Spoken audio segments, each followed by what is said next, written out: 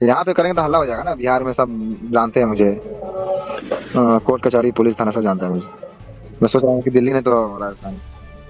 गाजियाबाद से कर लीजिए, दिल्ली से गाजियाबाद से जहाँ हमारा पड़ता है। हाँ जहाँ हमारा पड़ता है गाजियाबाद, वहाँ से कर लीजिए। हाँ, वही तो बता रहा हूँ। और वहाँ भी सो हेलो गाइस, कैसे हैं आप लोग।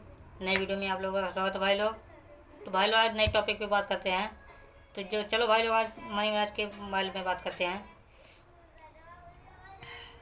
तो भाई लोग का रिगार्डिंग तो आपने सुन ही लिया होगा।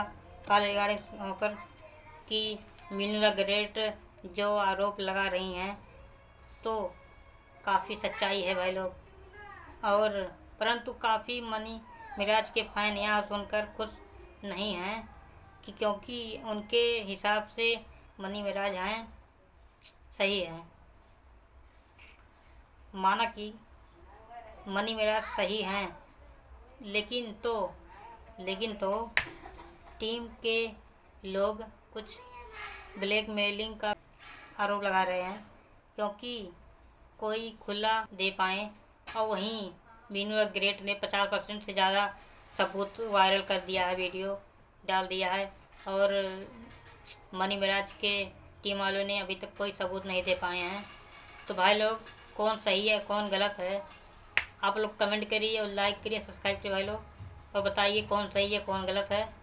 फिर मिलते हैं भाई लोग अगले वीडियो में भाई लोग।